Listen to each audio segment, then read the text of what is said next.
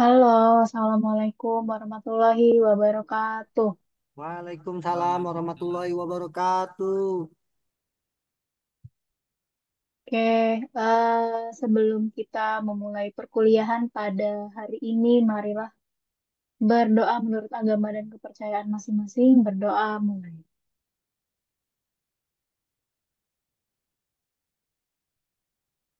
Berdoa selesai. Oke, kelompok siapa yang mau presentasi?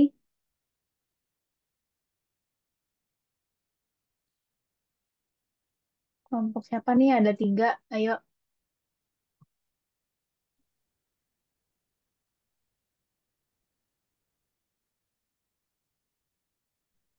Izin Bu dari kelompok kami. Eh, kelompok bal- apa nih namanya? Nama kelompoknya Bala-Bala Hidang. Oh, bala-bala hideng. Oke. Sebelumnya itu yang terakhir saya screenshot ke grup itu dua kelompok kelompok Guild Daddy sama kernel not found ini gimana nih? Kan udah batas deadline-nya ya. Apakah udah siap atau gimana? Ada perwakilannya nggak di sini?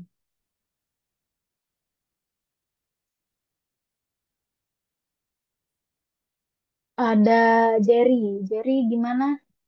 Mas Jerry? Ya, Ibu, apa untuk kelompok dari saya sih belum siap begitu siap, Bu. Mungkin di minggu depan bisa, Ibu. Minggu depan kita, Oh, ya udah abis ini selesai. kita mau next desain system sih. Hmm. Kalau nggak ini aja. Hmm, Mana ya? Yang ini sih. Record record aja presentasinya. Oke, oke, Bu. Eh, Iya. apa? Kebetulan ngerjain sendiri sih, Bu, sebenarnya. Gimana, Bu? Bawa temen gimana, Bu? Oh, Oh, wajib. nah itu yang tiga orang kemana? Lagi joki kali, Bu. Gendong aja kali, Bu. Oke, oke, oke. Aman, Bu, aman, aman. Ntar tak bagi-bagi aja pas record. Iya. Oke, maaf ya, Bu. Kelamaan. Oke, siap. Terus yang ini, kernel not found,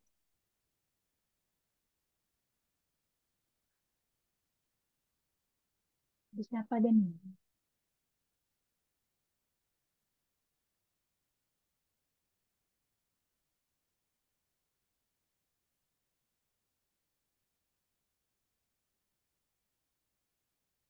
Mas Indra Aji. Gimana, Mas Indra? Belum siap Bu kelompok kami Bu. Waduh, Apakah kenapa? Apanya yang belum beres tuh? ini belum ketemu jadwalnya pas diskusi kemarin dengan kelompoknya Bu. Hmm. Oke, oke. Oke, jadi kan ini udah pertemuan, udah minggu ke-12 ya. Berarti sampai ke hari H UAS itu empat pertemuan lagi. Jadi kalau misalnya sempat nanti setelah semuanya presentasi hari ini, mungkin saya jelasin dulu sedikit eh, desain sistem ya selain desain sistem yang UML, terus juga bikin mid fidelity prototype gitu. Terus minggu depan itu eh, mungkin bisa langsung implementasi codingan ya. Jadi asinkron tapi kalian udah implementasi codingannya sekalian sama desain sistem tadi. Terus di minggu ke-14 nanti saya kasih materi pengujian software. Habis itu 15 ngapain ya?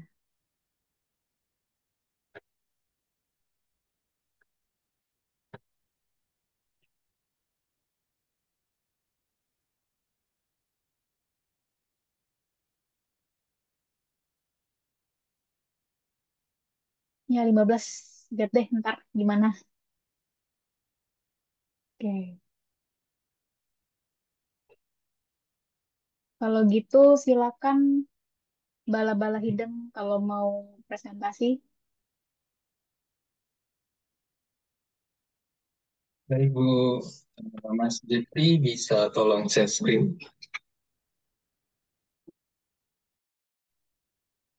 Bentar Bu, bentar.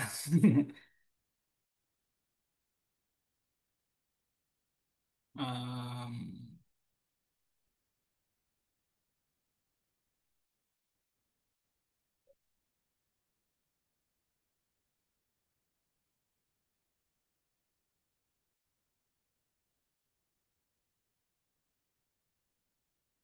ini udah kelihatan belum Bu?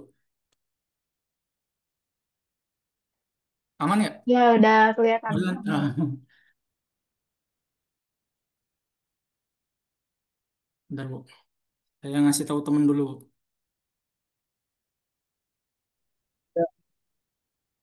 Ah itu orangnya. Jangan lupa yel-yel ya kalau ada. Aduh, nggak ada. Belum bikin Bu. Oh, nggak ada ya udah. Iya, belum belum bikin aja. Monggo, Mas Susilo. Oh, siap. Oh,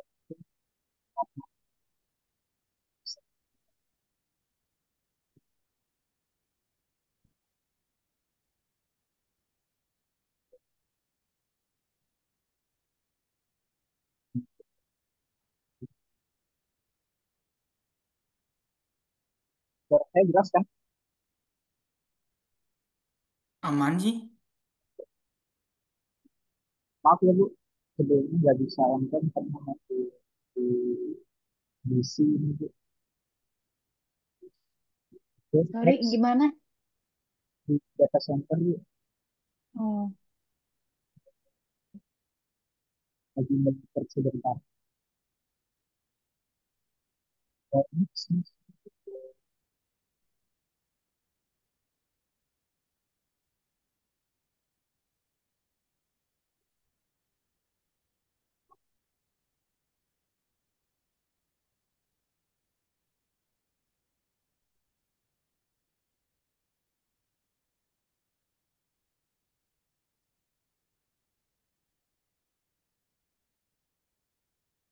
Mas Robi, opening aja soalnya Mas.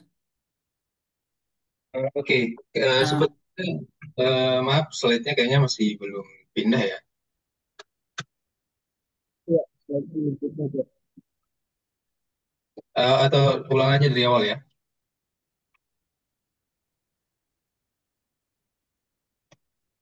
Eh, dari awal aja ya. ini yang paling awal ini. Oke, oke, oke, siap. Oke, bismillahirrahmanirrahim. Assalamualaikum warahmatullahi wabarakatuh. Waalaikumsalam warahmatullahi wabarakatuh. Selamat malam teman-teman, selamat malam Ibu Lutfi. Eh, Perkenalkan kami dari kelompok Bala-Bala Hidang. Di presentasi kali ini kami akan membahas studi kasus terkait pengembangan sistem berbasis web dan mobile untuk proses booking vaksinasi dan medical check up gitu.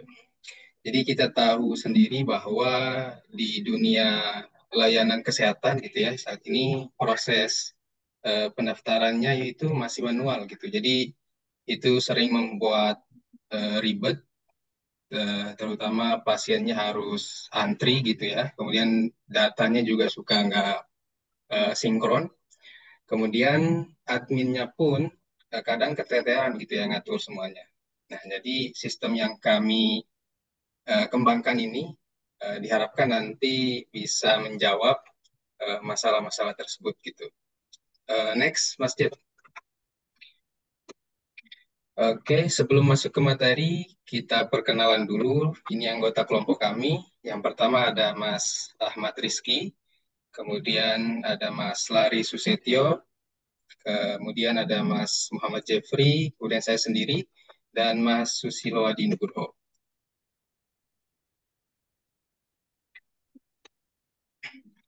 Oke, kita ke pendahuluan. Jadi sebelum kita masuk ke sistemnya, kita mulai dari pendahuluannya dulu. Yang pertama ada tujuan penulisan. Jadi di bagian ini kita mau ngasih gambaran gitu ya, kalau dokumen yang kami buat ini sebenarnya jadi acuan utama gitu ya selama ngerjain proyeknya nanti gitu. Jadi mulai dari awal banget gitu ya, kayak analisis kebutuhan sistemnya seperti apa, kemudian desain alurnya nanti seperti apa juga, kemudian proses codingnya, kemudian apa namanya, terus ke tahap pengujiannya sampai nanti semuanya itu didokumentasikan gitu. Kemudian ada audien. Nah, dokumen ini juga nggak cuma buat apa namanya tim kita aja yang ngerjain sistemnya gitu, tapi juga buat semua orang yang terlibat dalam proyek ini gitu nantinya. Misalkan kayak project manager nanti yang ngatur alur kerjanya seperti apa, kemudian tester yang ngecek apakah sistemnya udah jalan sesuai rencana atau belum, kemudian tim dokumentasinya yang nyusun laporan sampai ke klien atau stakeholdernya nanti. Mereka juga diharapkan juga paham nanti sistem yang bakal kita bikin itu nanti seperti apa gitu. Kemudian ada batasan produk. Jadi dengan apa namanya? Dengan adanya dokumen ini, semua orang jadi punya acuan yang sama gitu ya. Jadi biar nggak ada yang salah paham dan semua proses pengembangannya bisa lebih apa namanya rapi, lebih jelas dan tentunya sudah pasti lebih terarah gitu. Next, Mas Jeff.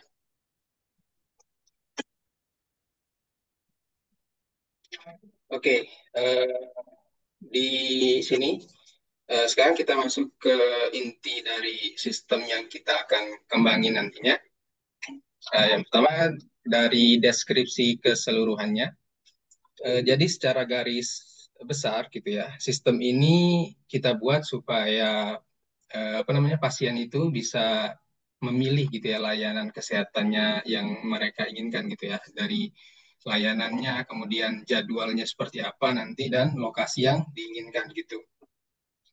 Jadi semuanya nanti diharapkan bisa apa namanya dilakukan secara online gitu ya. Jadi nggak perlu lagi tuh datang langsung ke tempatnya cuma buat daftar, kemudian mengisi apa namanya formnya secara manual gitu. Itu kan jatuhnya nanti lebih lama gitu ya. Jadi supaya lebih hemat gitu ya, lebih hemat waktu dan lebih praktis gitu. Jadi kita bisa melakukannya secara online gitu. Kemudian di sisi lain gitu ya, sistem ini juga mempermudah admin dalam melakukan apa namanya verifikasi data gitu ya dan mengelola laporan gitu. Jadi bukan cuma enak buat usernya, tapi juga membantu kerjaan admin jadi lebih efisien gitu dan lebih cepat gitu. Kemudian selanjutnya ada fungsi produk. Jadi produk ini nantinya menyediakan beberapa apa namanya fitur utama gitu. Misalnya yang pertama di sini ada registrasi dan login pengguna gitu. Jadi supaya apa namanya hanya usernya aja gitu yang terdaftar yang bisa mengakses fitur booking ini gitu. Kemudian yang belum registrasi atau melakukan apa namanya yang belum melakukan registrasi tidak bisa mengakses fitur booking ini gitu. Jadi harus mereka melakukan registrasi kemudian login sebagai penggunanya gitu. Dan selanjutnya ada pemilihan layanan gitu. Jadi di mana penggunanya nanti bisa apa namanya terutama pasiennya bisa memilih jenis layanan yang diinginkan gitu ya. Misalkan menginginkan layanan vaksin ataupun melakukan medical check up gitu. Kemudian selanjutnya nanti barulah cetak bukti bookingnya gitu. Jadi setelah memilih layanan, jadi nanti sistem bookingnya begitu berhasil, usernya bisa langsung apa namanya mencetak bukti bukti bookingnya gitu. Kemudian baru nanti ada konfirmasi otomatis gitu dari sistem. Jadi sistemnya akan secara otomatis mengirimkan notifikasi sebagai tanda bahwa penggunanya telah melakukan booking gitu, ataupun bookingnya sudah diterima gitu dari sistem. Kemudian ada fitur apa namanya dashboard artinya yang digunakan untuk melakukan verifikasi data booking dan apa namanya mengelola laporan-laporan yang masuk tadi. Kemudian terakhir ada fitur notifikasi layanan. Jadi untuk fungsinya untuk apa ya mengingatkan pengguna gitu ya terkait jadwal layanan yang mereka ambil gitu. Jadi sistem ini tuh dibuat bukan cuma apa namanya ngasih layanan digital doang gitu ya, tapi juga menjembatani gitu apa antara dua pihak gitu baik pasien dan pihak layanan kesehatan. Jadi biar prosesnya itu lebih cepat, jelas dan nyaman gitu buat semuanya gitu. Next, Mas Jet.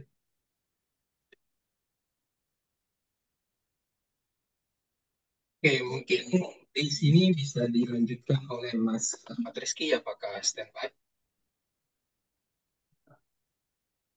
Halo, Mas Ahmad Rizky.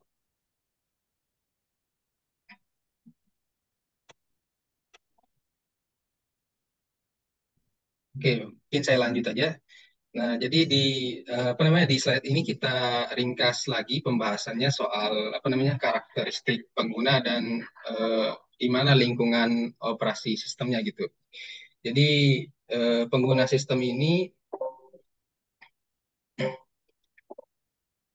eh, tunggu sebentar.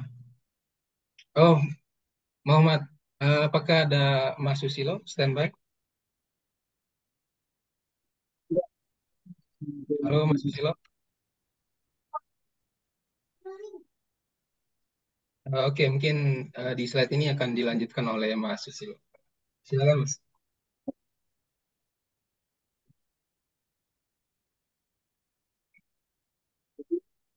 Deskripsi secara keseluruhan pembahasan kita yang pertama itu ada kategori dan tugas. Nah, untuk kategori dan tugas ini bisa melakukan booking layanan. Pasien bisa langsung melakukan booking layanan. Terus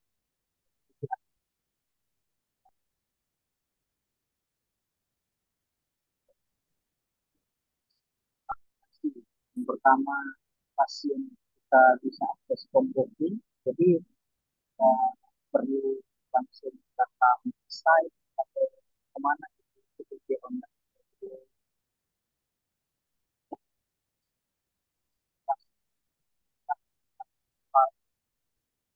Dan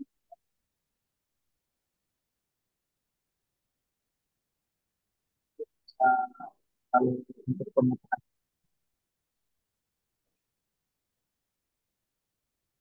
form in Google Apps, kemudian untuk OS jadi Android Windows. Mungkin eh, untuk perkembangan bisa juga di Apple atau di Mac. Kemudian untuk sertifikat produksi dan sertifikat itu pasti datang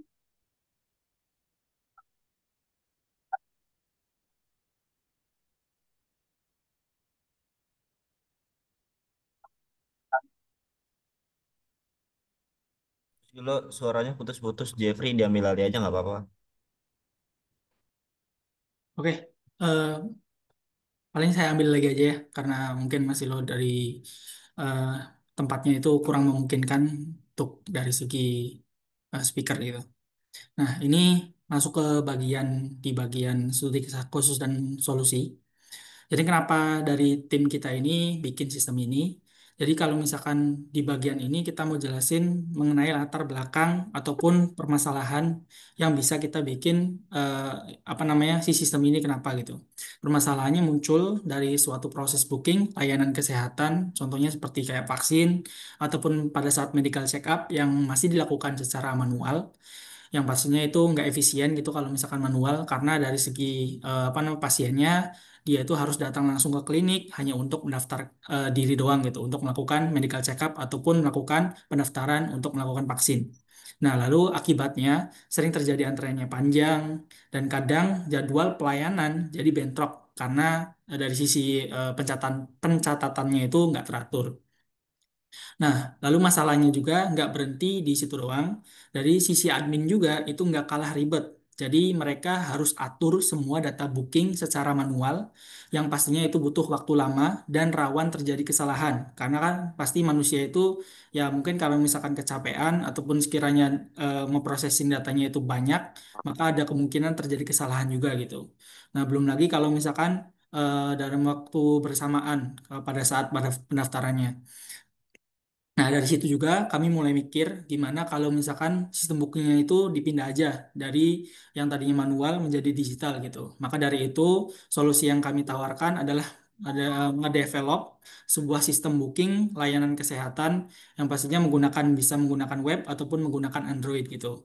Jadinya untuk dari sistem ini, pasien itu untuk booking layanannya nggak datang secara langsung, tapi cukup dengan dia mendaftarnya secara online saja gitu. Jadi milih yang jadwal yang tersedia nantinya bakalan langsung dapat bukti booking kalau memang dari peserta dari segi pasien itu ingin melakukan medical check up ataupun melakukan vaksinasi.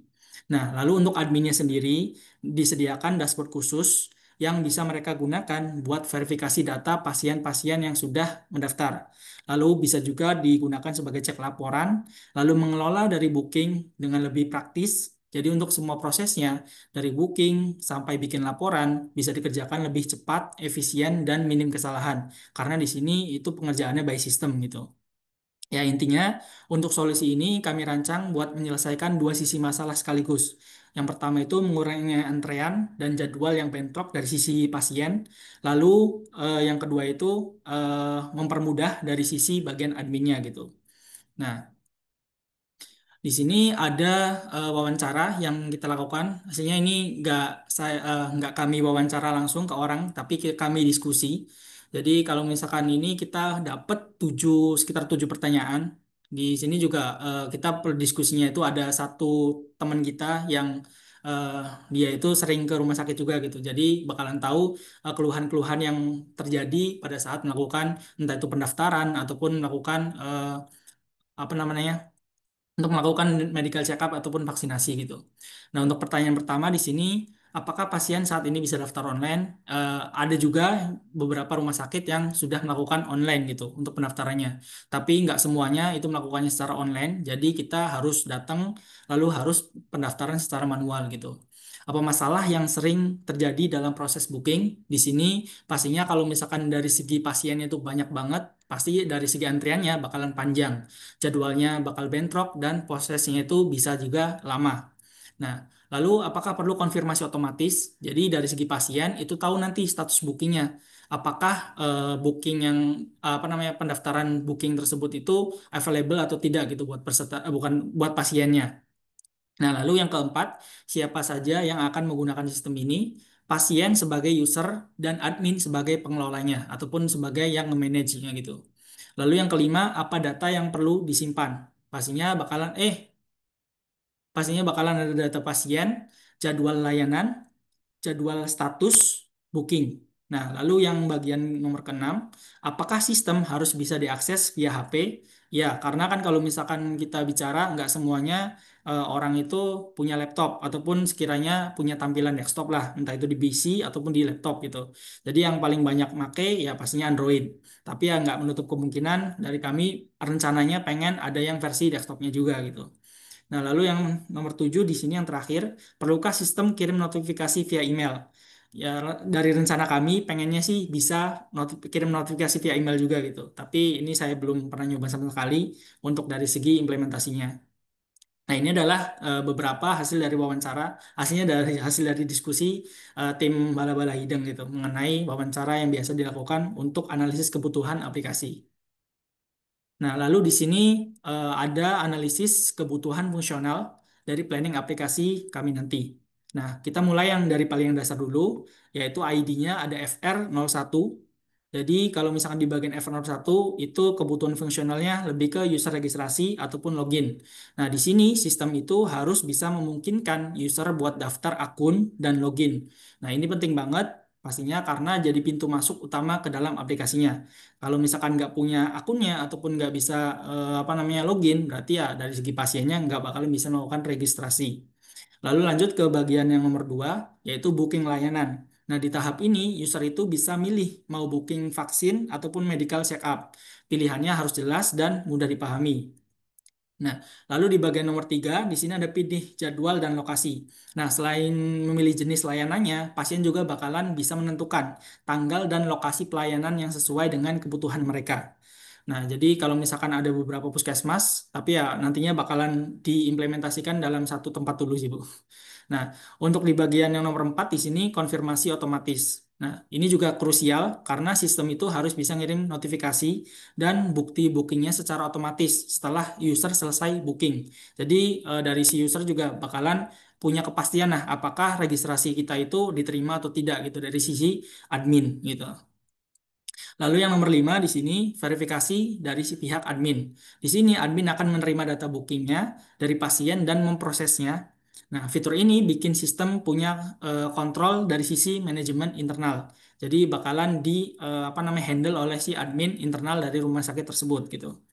Nah, lalu yang terakhir, yang nomor 6 itu cetak laporan. Jadi nanti admin harus bisa menghasilkan laporan yang bisa dicetak, entah itu bisa dalam bentuk PDF ataupun dengan format yang lain gitu, supaya mudah dianalisa ataupun disimpan secara formal. Jadi nantinya dari segi laporan tersebut bakalan ditunjukkan saja untuk sebagai bukti gitu, kalau memang dari segi adminnya itu agak sedikit kesusahan gitu untuk nyari dari segi jadwal bookingnya. Nah, jadi dari segi pasien itu bakalan bisa langsung memberikan laporannya saja gitu. Jadi untuk jadi keenam kebutuhan ini adalah fitur inti dari sistem yang akan kita bangun. Tanpa fitur-fitur ini pastinya fungsionalitas utama sistemnya nggak akan berjalan dengan baik. Nah, kalau misalkan tadi kan dari segi kebutuhan fungsional. Kalau misalkan yang ini itu lebih ke mengarah kebutuhan non-fungsionalnya. Jadi untuk yang pertamanya itu di bagian parameternya ada availability. Untuk kebutuhannya sistem itu harus tersedia ataupun diakses kapan saja. 24/7 lah gitu. Jadi ya 24 jam dan 1 minggu full nyala terus gitu. Karena layanan kesehatan itu pastinya kadang dibutuhnya mendadak, entah itu malam, entah itu pagi, entah itu sore dan sebagainya gitu. Jadi sistemnya itu nggak boleh sering ngedown. Nah, lalu yang di bagian nomor 2 dari segi reliability, di sini dari kita sendiri nargetin downtime-nya itu kurang dari 0,5 per bulan. Tapi ya kalau misalkan dari segi perangkatnya itu yang menjalankan aplikasinya masih belum mumpuni, ya mungkin bisa lebih dari itu gitu. Artinya dari sisi sistem itu yang penting harus stabil dan jangan jarang banget error ataupun downtime. Lalu yang ketiga dari sisi ergonomi, ini nyangkut ke bagian ketampilan. Jadinya dari kita sendiri bakalan mencoba sebisa kami gitu untuk dari segi desain UI-nya itu yang mudah ataupun yang responsif untuk dari segi pasien agar lebih mudah untuk melakukan registrasi ataupun dari segi adminnya gitu. Lalu dari sisi portability, artinya sistem ini harus bisa diakses dari berbagai device, entah itu menggunakan Android ataupun menggunakan Windows gitu. Nah, jadi user itu bisa apa namanya? Bisa ngedaftar via HP ataupun via komputer. Lalu yang nomor 5 di sini ada memori. Di sini kita pastiin bahwa aplikasinya tetap bakalan bisa jalan di perangkat dengan spesifikasi yang minimalnya itu adalah RAM-nya ya untuk HP sekarang itu minimal paling 2 GB lah ya gitu. Jadi sistem tetap ringan dan bisa dipakai di HP yang nggak terlalu tinggi speknya. Aslinya lebih kurang dari itu juga harusnya bisa karena aplikasinya simple doang dan secara prosesinya juga nggak terlalu berat harusnya. Nah, lalu dari segi yang nomor 6 di sini, respon time-nya kita nargetin sistemnya itu punya waktu responnya nggak lebih dari kurang dari 5 detik gitu. Jadi ketika user klik sesuatu, sistem langsung nanggepin tanpa lemot atau delay yang lama. Lalu dari sisi security-nya, ini kita bakalan apa namanya harus punya apa namanya bisa dienkripsi kalau memang bisa dari segi pengiriman apa namanya pengiriman datanya gitu yang diinput oleh si pasien dan bakalan dicek oleh si admin gitu. Lalu yang di bagian nomor 8 untuk bahasanya di bagian aplikasi sistem tersebut kita full menggunakan bahasa Indonesia karena kalau misalkan bikin dua bahasa itu kan pasti untuk bikin aplikasinya agak lumayan banyak juga gitu ngetiknya. Nah, kalau misalkan dari kami eh, segitu aja sih Bu untuk dari segi sistem booking vaksinasi dan medical check up ini gitu. Semoga penjelasan kami bisa memberikan gambaran yang jelas untuk dari segi pengembangan sistem yang akan kami planning gitu. Nah, kalau misalkan memang ada teman-teman mau ditanyain ataupun didiskusiin, kami sangat terbuka. Kalau misalkan nggak ada, bisa kami tutup aja gitu. Silakan ada yang mau nanya.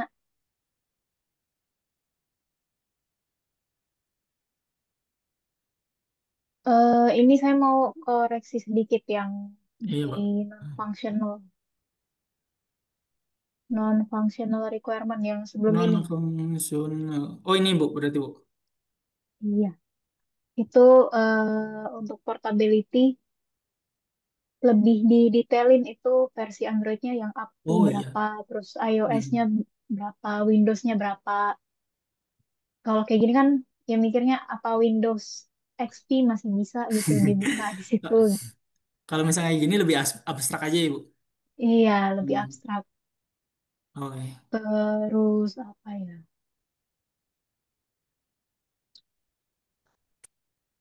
Oke.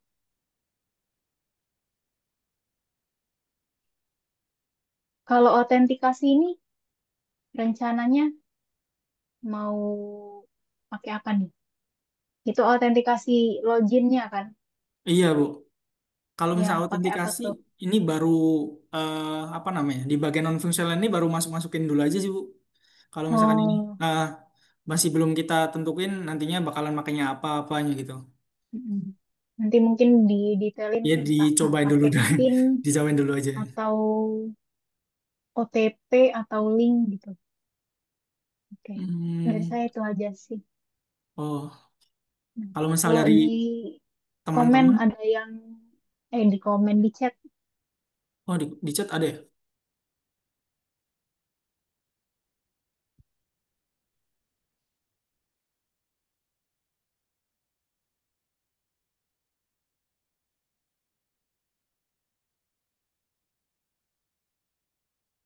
Oke, dari Mas Sahrul ya. Kalau beberapa rumah sakit udah buat seperti ini, apa yang membedakan sistem ini dengan yang sudah ada? Dan apa kekurangan di Berat, sistem berat. lain yang diterapkan di sistem ini? Kalau misalkan dari rumah sakit, pastinya dari segi aplikasinya itu lebih proper ya. Dari segi entah itu UI-nya lebih bagus, ataupun dari segi fitur-fiturnya itu lebih lengkap gitu. Kalau misalkan dari sistem ini yang bakalan kita buat itu lebih ke bagian apa namanya? Kita mengimplementasikan itu dari segi aplikasi yang simpel dulu aja gitu. Jadi dari segi sekiranya rumah sakit yang masih belum bukan memanfaatkan tapi menggunakan metode ini, jadinya bisa ada opsi nantinya. Kalau memang dari segi ada kemungkinan keluhan dari pasien itu ada misalkan keluhannya itu kok ini dari segi daftarnya itu lama banget. Nah, nantinya dari segi rumah sakit juga bakalan ada kemungkinan bisa ngasih opsi. Nah, opsinya bisa pakai aplikasi ini aja Bu gitu dari rumah sakit ini. Tapi ya kalau misalkan dari sini kan terlalu simpel lah kalau misalkan itu. Jadi dari segi layanan yang bisa didaftarin juga cuma dua, ataupun dari segi admin juga cuma buat ngelihat doang, ataupun bikin laporan dan sebagainya. Itu termasuknya yang simpel gitu. Jadi eh, ini lebih ke bagian inisiasi aja sih. Jadi kalau misalkan itu yang penting jadi dulu. Kalau memang sudah bisa bukan sudah bisa diimplementasikan dengan lancar, baru bisa dikembangin gitu. Paling itu Mas Sahrul. Bridging BPJS dan satu sehat mas barang wajib sih. Bener juga itu harus ada bridging ke BPJS juga biar ada asuransi gitu. Paling bisa itu sih nanti kalau memang yang ini udah jadi bakalan bisa diterapin dari segi entah itu BPJS kalau memang dari segi apa namanya servisnya itu kebuka gitu API-nya.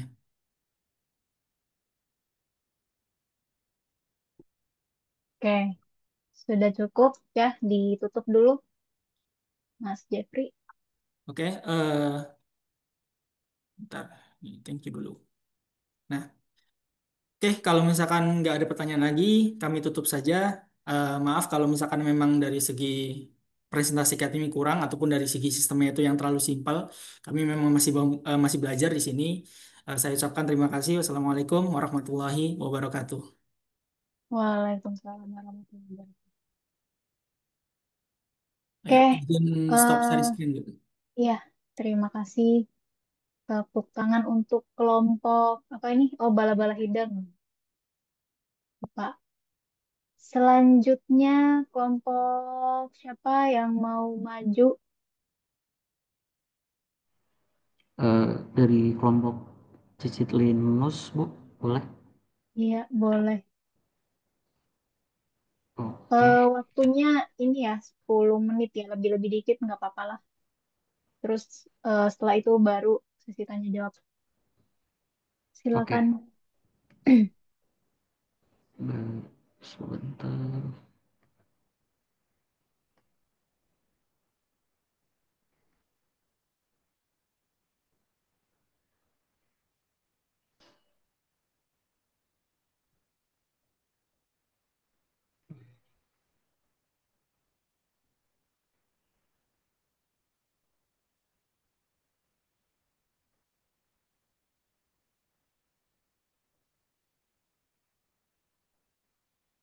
Oke, sudah terlihat, Bu?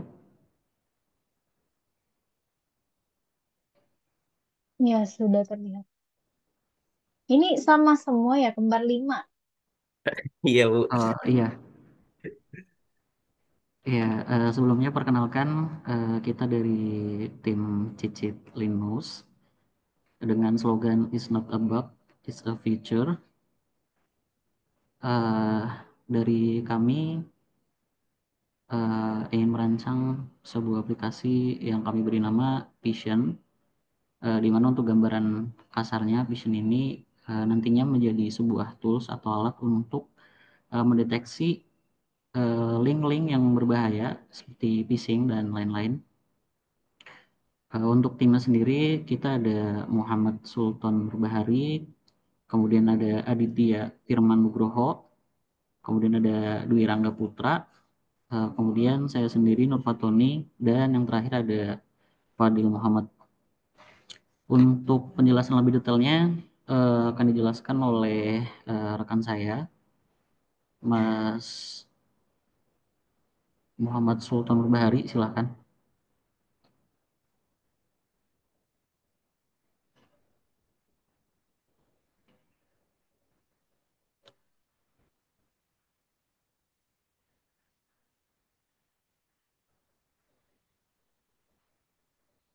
Mungkin untuk Mama Sultannya agak telat join nih, Bu. Sedang ada on duty juga dia infonya.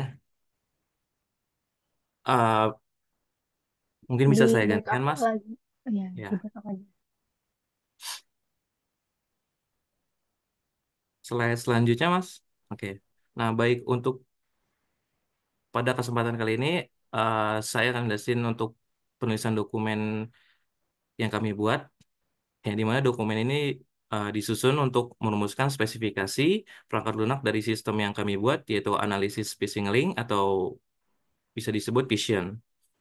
Di mana tujuan ini sebagai acuan resmi bagi seluruh pihak gitu, baik dari pengembangan, untuk memastikan sistem ini bisa mendeteksi, menganalisis, dan juga mengklasifikasikan apakah link tersebut phishing atau tidak. Next, Mas.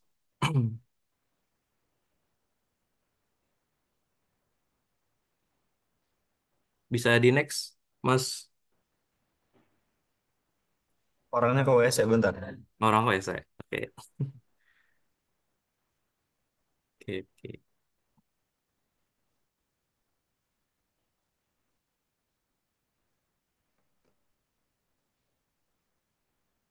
Oke, nah, untuk audiens yang kita tuju dan pembaca yang disarankan itu adalah untuk pengembang, software development, ketua proyek, penguji, dan juga analisis keamanan serta penggunanya itu sendiri. Nah, Bawa di tidak? mana masing-masing pihak ini itu memerlukan pemahaman terhadap spesifikasi sistemnya gitu, baik dari segi perancangan, pengujiannya, dan juga pemanfaatan sistem sistem dari Web Vision ini.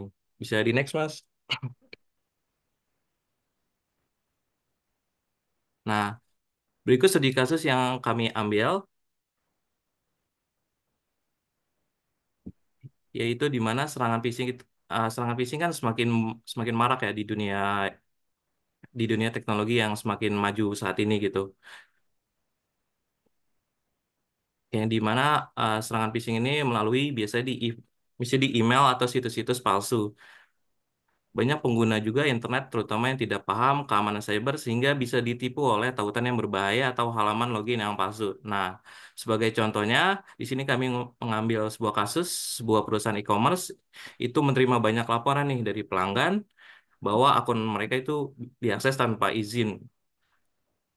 Nah, setelah diinvestigasi oleh tim kita gitu kan, diketahui bahwa beberapa pelanggan itu tertipu oleh email palsu yang mereka terima, yang mengarahkan mereka ke situs login palsu, yang dimana si penyerang ini bisa mendapatkan akses user mereka tanpa sepengetahuan penggunanya. Next, Mas. Nah, mungkin berikut definisi dan istilah yang akan kami sampaikan dari sampai saat ini dan seterusnya, di mana URL ini ya Uniform Resource Locator, yang dimana ini untuk alamat standar yang digunakan untuk mengidentifikasi lokasi sumber daya internet gitu yang ada di browser, serta istilah yang selanjutnya adalah phishing, di mana ini ada sebuah teknik serangan cyber yang digunakan untuk ya memperoleh gitu informasi sensitif, dan istilah berikutnya adalah sebuah website yang dimana ini website adalah sebuah sistem informasi berbasis internet yang bisa diakses, dan yang terakhir ada istilah API. API ini sekumpulan protokol atau rule yang memungkinkan aplikasi itu berinteraksi satu sama lain secara terstruktur.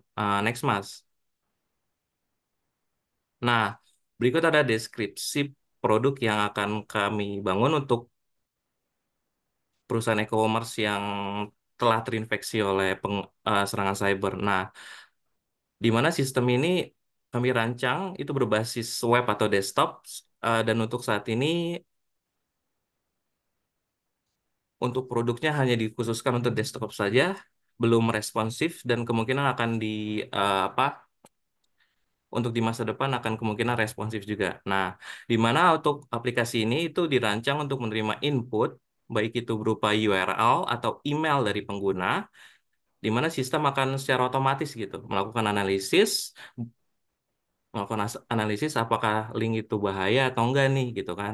Di mana selama proses deteksi ini, sistem akan memanfaatkan teknologi machine learning yang dilengkapi dengan berbagai fitur nih. Ada analisis juga, habis ada pemeriksaan karakteristik URL, pola perilakunya sebagaimana, dan juga konten yang ada di emailnya atau halaman web terkait. Nah, dengan website ini, sistem ini mampu mengidentifikasi nih indikasi phishing secara akurat dan cepat, sehingga bisa membantu si pengguna itu uh, dalam menghindari serangan cyber.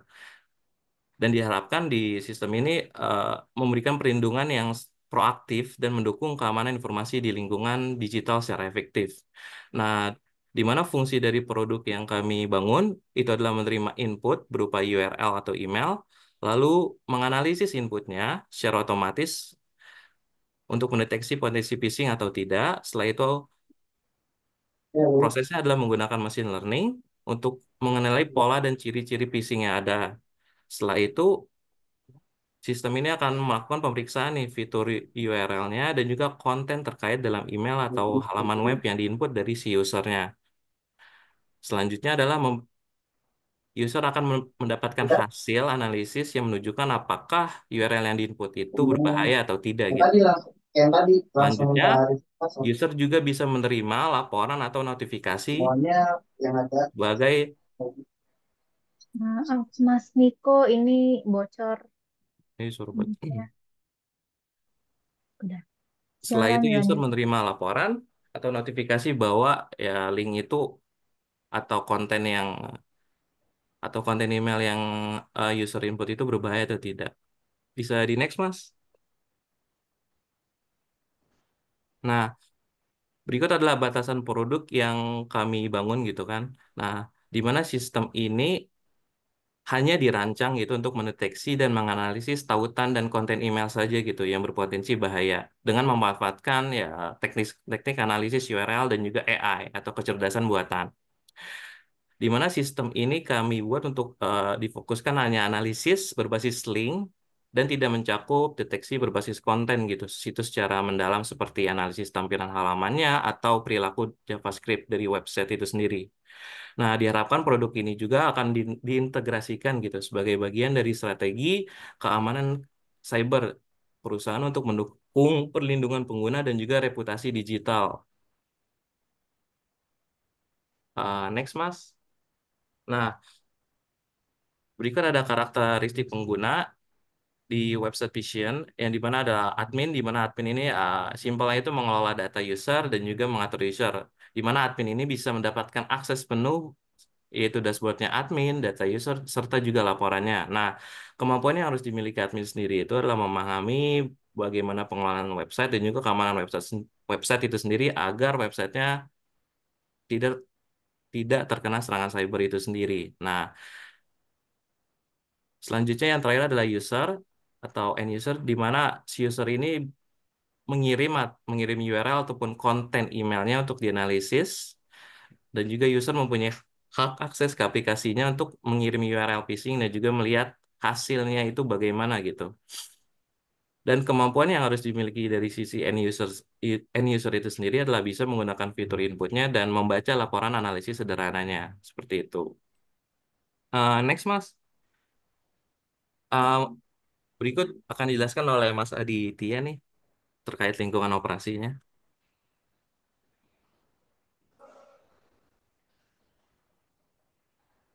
Mas Aditya. Oke, Mas. Wait, sebentar. Ya. Oke, oke.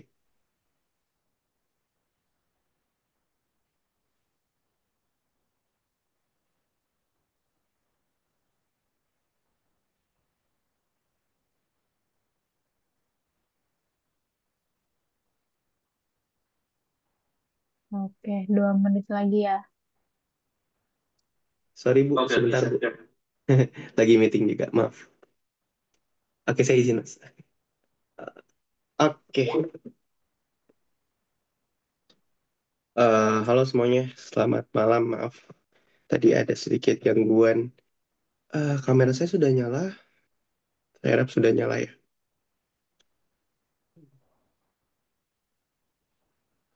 Sebentar. Oke.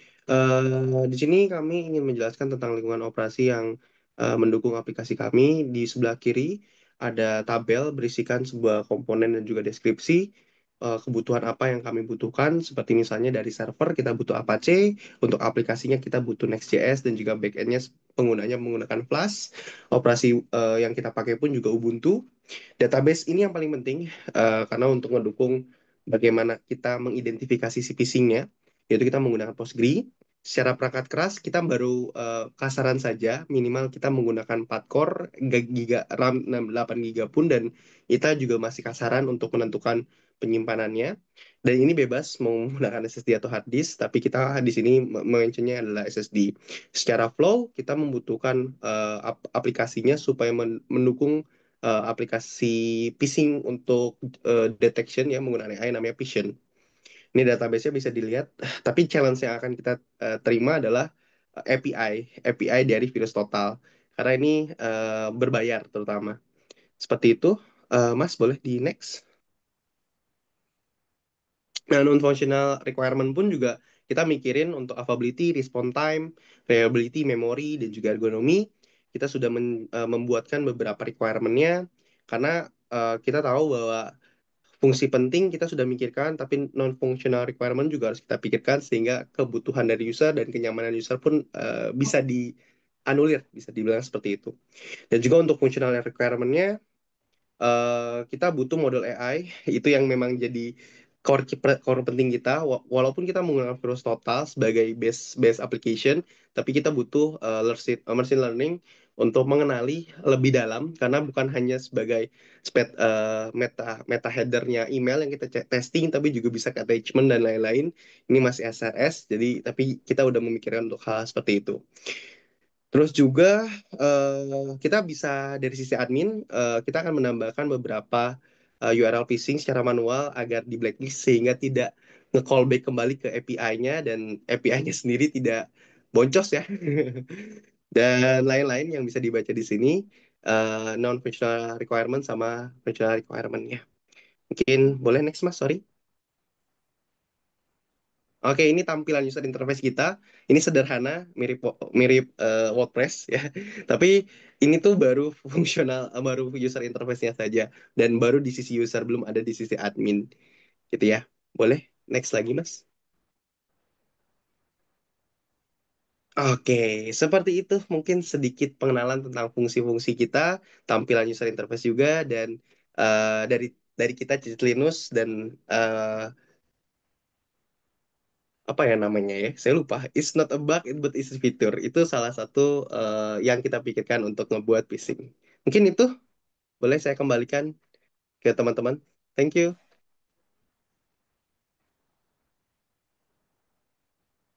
Oke, dari teman-teman. Nah, coba moderatornya tanyain teman-temannya ada yang mau nanya nggak? Baik, Eh, mungkin dari teman-teman ada yang mau menanyakan terkait aplikasi yang ingin kita rancang. Silakan.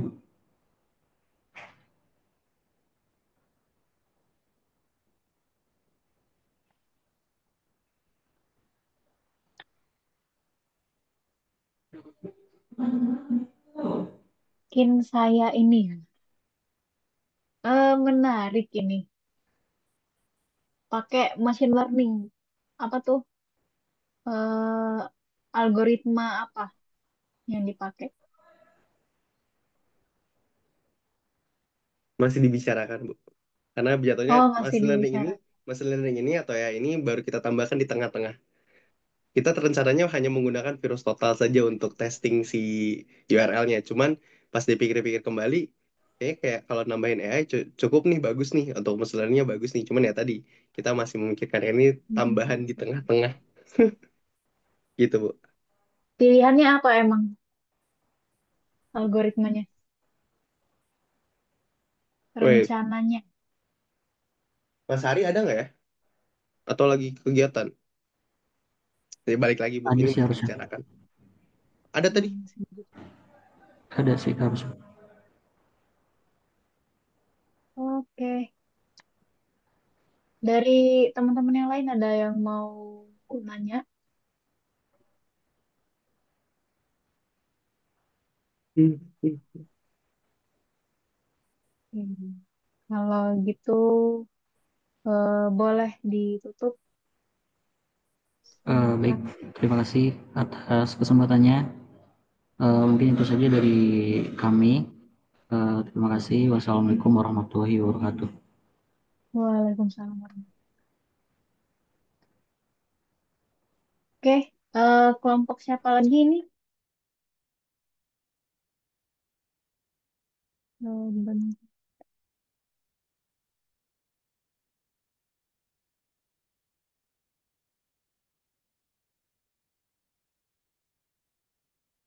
Haddad Al-Farisi. Kelompoknya Haddad ada nggak?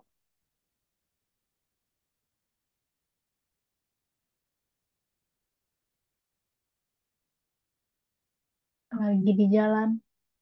Ini nama kelompoknya apa ya? Kelompok dua doang tulisannya.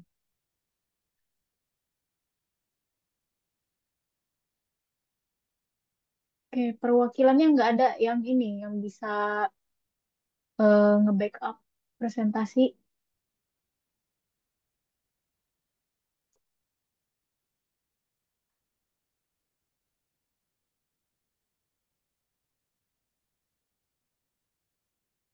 Ada Muhammad Misbahuddin, Ikhwando, Tengku, Denny, Ferdian, sama Teddy.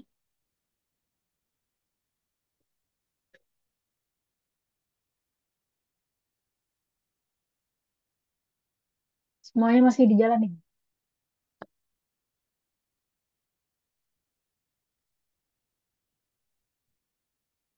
Oke, kalau gitu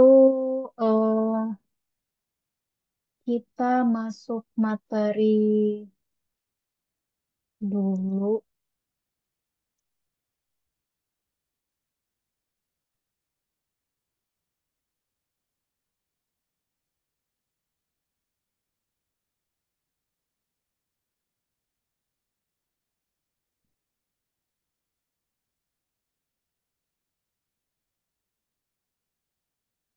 Nah, jadi kan untuk di bagian desain itu kan bukan hanya di desain sistem aja. Jadi sistem itu kan kemarin sudah apa? Sudah ada materi tentang UML. Terus yang saya lihat juga beberapa dari kelompok sudah mulai ada yang udah selesai UML-nya.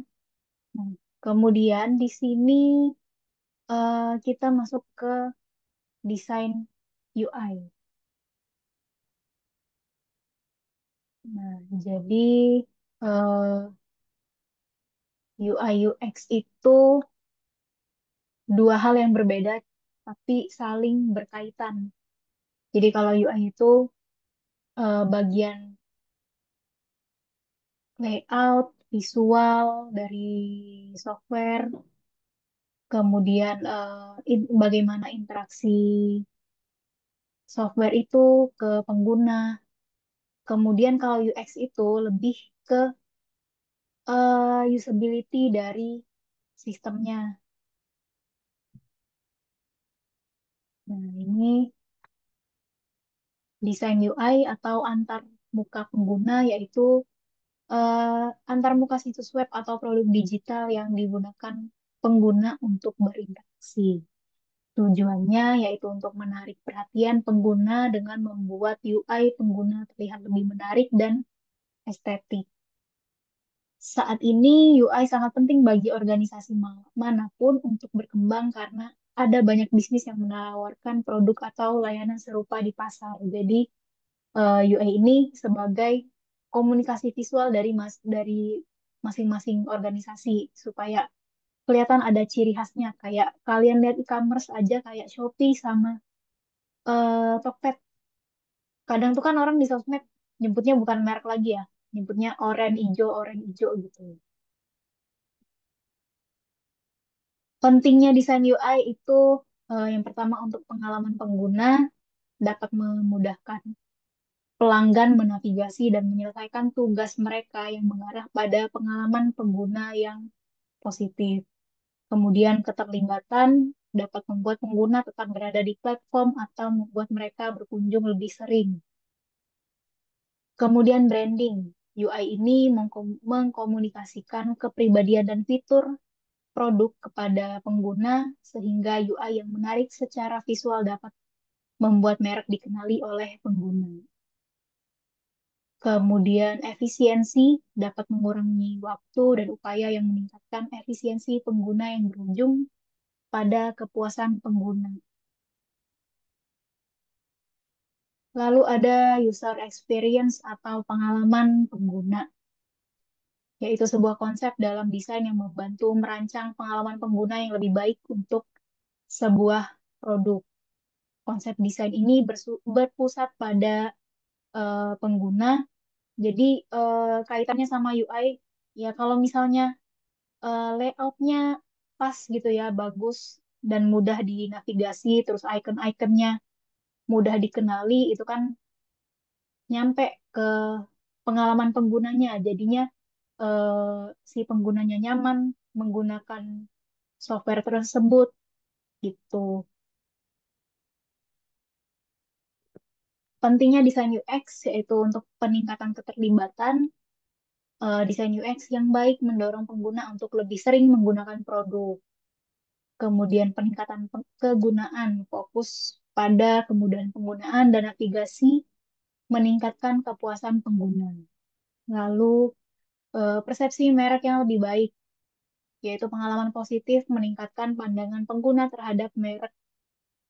Lalu keunggulan kompetitif, UX yang unggul membedakan produk atau situs web dari pesaing. Kemudian biaya pengembangan yang lebih rendah, pendekatan berpusat pada pengguna ini membantu mendeteksi masalah sejak awal mengurangi biaya perbaikan di masa depan.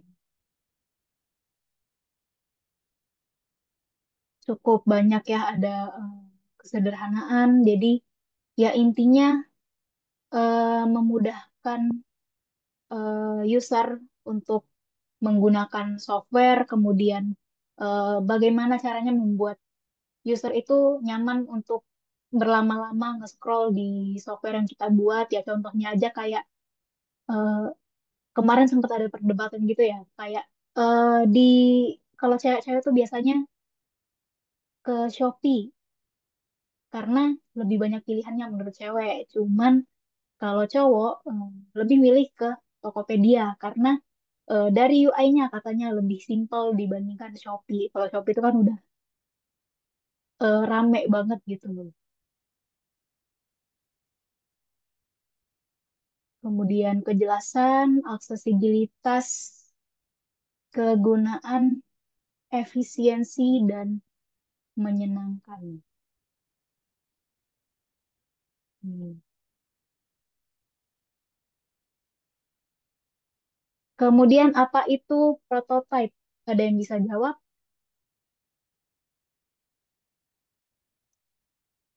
Prototype itu apa?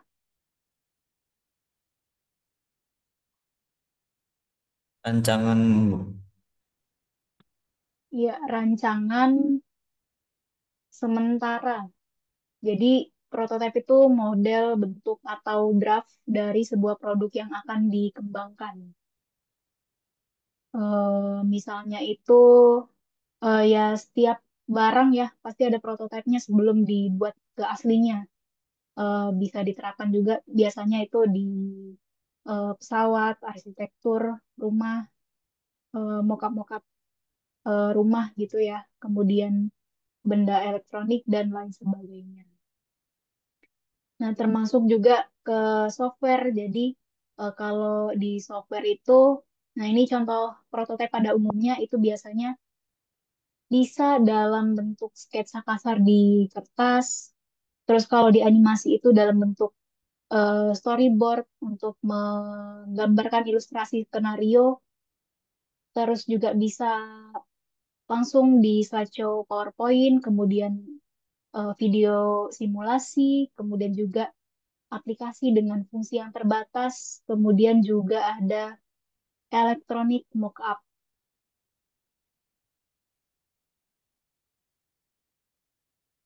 Nah, kenapa dibutuhkan? Karena eh, untuk mengidentifikasi user interface dan functional requirements. Jadi, gunanya prototipe ini memungkinkan evaluasi dan feedback yang lebih cepat. Jadi, bisa lebih cepat tahu masalah apa yang timbul kalau misalnya kita ngedesain kayak gini gitu. Kemudian juga cara murah dan mudah untuk menguji desain dengan sebelum nanti softwarenya dipublish ke pengguna. Terus ada horizontal prototype mencakup seluruh antarmuka pengguna namun tanpa fungsi pokok. Misalnya pengguna dapat mengeksekusi seluruh navigasi dan perintah pencarian tapi tanpa memanggil informasinya secara nyata. Biasanya itu eh, pakai Figma ya di wireframe itu bisa dibikin jadi clickable prototype atau juga bisa langsung ngoding front end-nya juga bisa. Kemudian vertical prototype lebih sedikit aspek atau fitur dari interface yang disimulasikan tetapi dilaksanakan dengan rincian yang sangat baik. Misalnya dalam sistem informasi penerbangan, pengguna dapat mengakses suatu basis data dengan data real dari penyedia informasi, tetapi tidak untuk keseluruhan datanya. Lalu ada low fidelity prototype atau low fi prototype. Gambaran cepat dari sistem akhir, ya kayak sketsa tadi. Nah, kalau jadi ada low fi prototype sama mid fidelity. Nah, kalau low fidelity ini biasanya sketsa kasar di atas kertas gitu. Bentuknya ya kayak untuk gambarin layoutnya tuh kira-kira mau dibikin kayak gimana si software yang akan kita buat ini.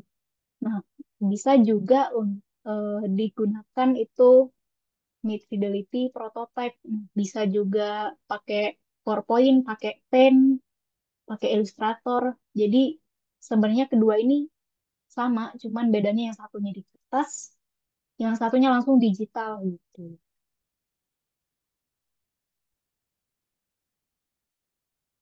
Nah, terus ada high fidelity prototype, mempunyai interaksi penuh, mewakili fungsi-fungsi inti dari UI pengguna produk, kemudian dapat mensimulasikan sebagian besar fungsi sistem akhir, tapi tidak secepat dan semudah membuat prototipe low fidelity, mewakili antarmuka pengguna yang akan diimplementasikan dalam produk akhir, kemudian mempunyai penampilan yang sangat mirip dengan produk aktualnya.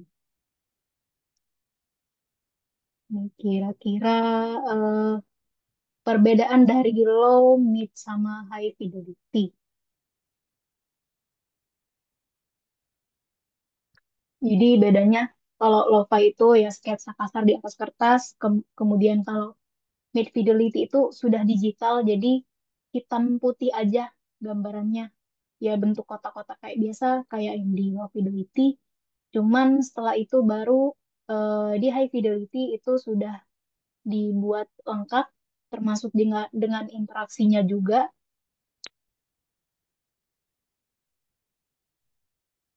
Nah ini mirip-mirip ya metodenya.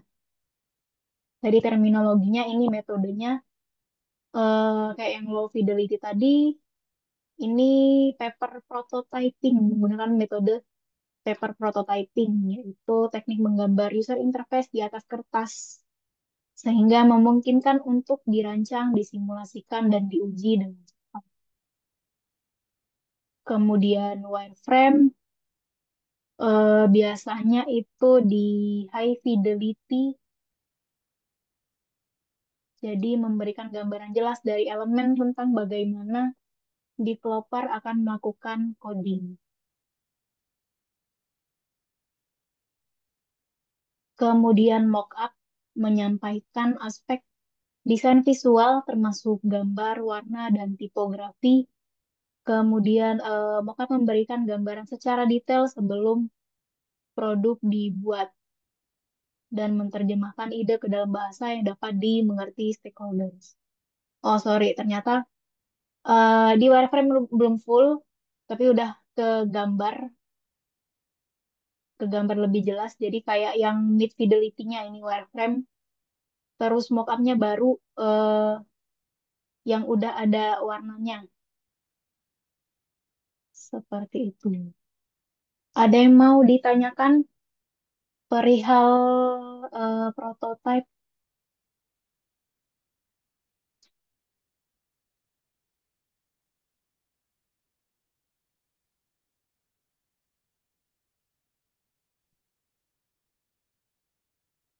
Nah, untuk selanjutnya itu nanti buat mid fidelity prototype, kemudian bisa langsung di coding aja. Jadi nggak perlu pakai Figma-Figmaan lagi untuk desain-desainnya. Langsung coding aja front end-nya. Kemudian kita kan ini ada sekitar 7 sampai 8 kelompok ya kalau nggak salah. Nah, kalau presentasinya sehari kayaknya nggak cukup waktunya. Kalau misalnya nanti di pertemuan 15 sudah ada yang presentasi, kira-kira ada yang sudah siap belum? Jadi pertemuan 15 sama pertemuan 16 gitu. Presentasi UI UX-nya, Bu. Enggak, sampai akhir ini udah implementasi. Nanti kan kita ada pengujian ini ya, pengujian software. Nah, Oke. cuman kan di itu di Matrix apa? Asinkronus kan? Pertemuan 15 sama 16. Pertemuan 13 14 Oh, itu 13, asinkronus. 14. Heeh. Tanggal 26 sama tanggal 3 ya. Bisa sih, Bu. Sudah siap ya untuk ini pertemuan 15 ya. Nah, jadi kok di stop share?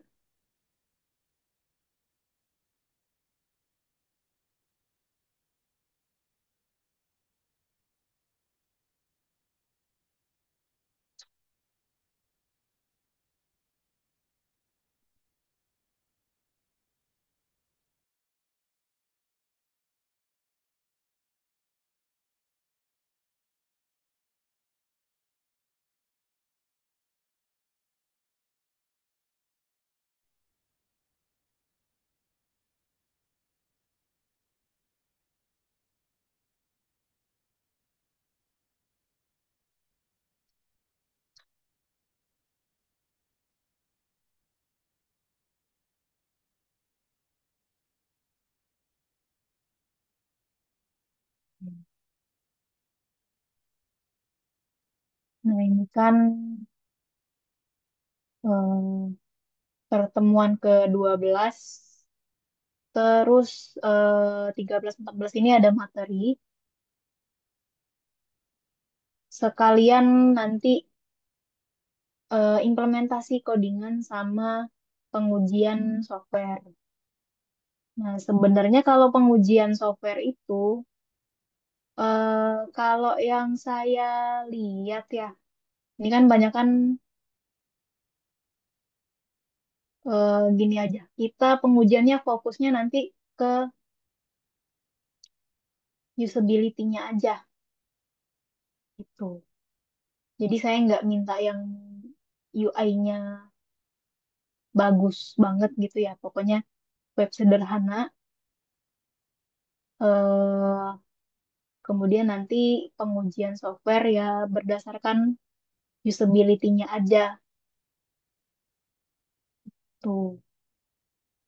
Terus eh di sini kan ada Zoom Meet lagi di pertemuan 15. Nah, rencananya kemarin memang saya mau taruhin di pertemuan 16 untuk presentasi akhirnya. Cuman kayaknya nggak cukup waktunya kalau 8 orang. Jadi nanti ada yang di pertemuan 15. Kira-kira siap ya? Berapa kelompok yang siap?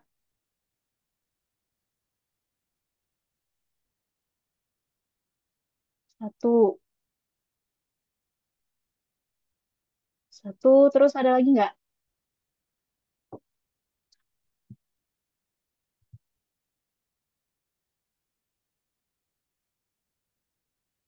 Nih Dwi Rangga nih sekelompok, kelompok mana nih?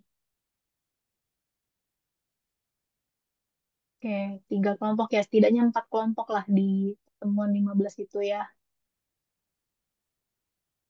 Nah, untuk implementasi codingannya, ya balik lagi saya nggak minta yang perfect banget karena ini kan, ya kalau mau perfect boleh gitu. Tapi kalau web sederhana pun juga nggak apa-apa yang tanpa framework CI atau Laravel itu nggak apa-apa. Nah, terus ya setidaknya UI-nya sudah enak dilihat ya. Kalau UI kan ya bisa pakai Bootstrap. Itu template-template Bootstrap itu banyak banget bertebaran di cari aja di Google. Terus eh jadi minggu depan ini, minggu ke-13 itu asinkronus kerjain projectnya. Kemudian yang 14 ini pengujian. Nanti saya kasih materi pengujian, terus juga video juga lah ya. Nanti saya kasih. Oke, sampai sini ada yang mau ditanyakan?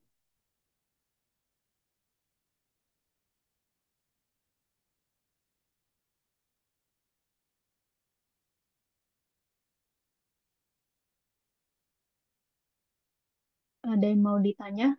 Sudah cukup?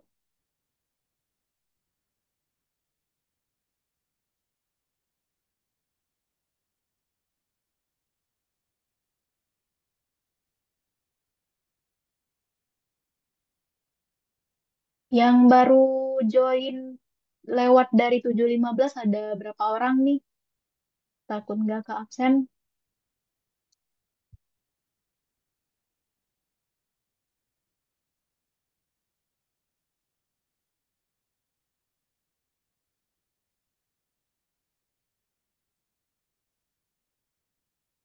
Oke.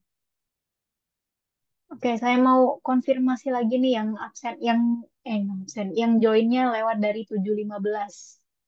Itu biasanya nggak ke-record dari VidCon-nya.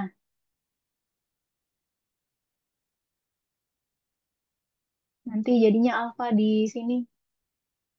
Ada yang baru masuk nggak? Saya Bu, ini Hah? Oh, Tengku Deni.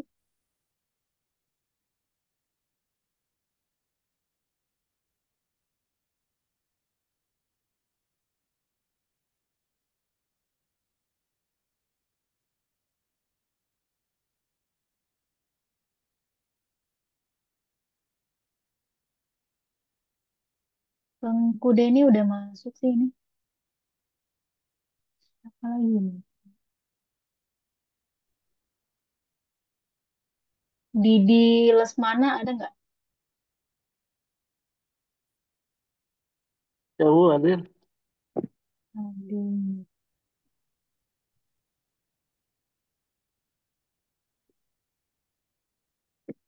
Misbahuddin ada? Salahuddin, Harizaldo, Ahmad Rizky, kalau nggak salah tadi ada ya? Udah join nih.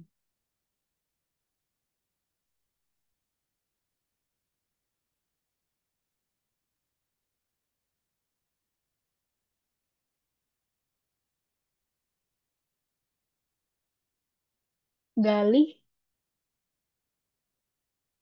Aditya Prayoga, Sultan,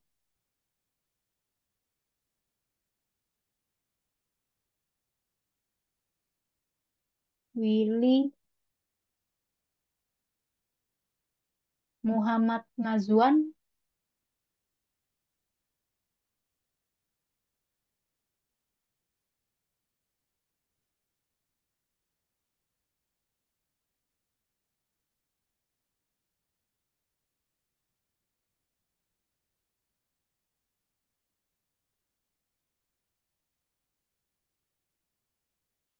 oke. Jika sudah cukup, mungkin saya akhiri perkuliahan pada hari ini. Kemudian kalau misalnya ada yang mau ditanyakan perihal project atau masalah implementasinya, boleh eh, chat saya untuk diskusi. Nanti kita diskusi. Terus kalau ada yang mau bikin paper lagi, boleh silakan WA saya juga. Nanti saya bimbing. Ya, kalaupun nanti setelah habis semester belum selesai, bisa kita lanjutin tetap ya di luar kelas. Mungkin itu saja untuk hari ini. Terima kasih atas partisipasinya. Wassalamualaikum warahmatullahi wabarakatuh. Waalaikumsalam Waalaikumsalam warahmatullahi warahmatullahi wabarakatuh. Terima wabarakatuh. kasih, Bu. Terima kasih banyak, Bu. Ibu.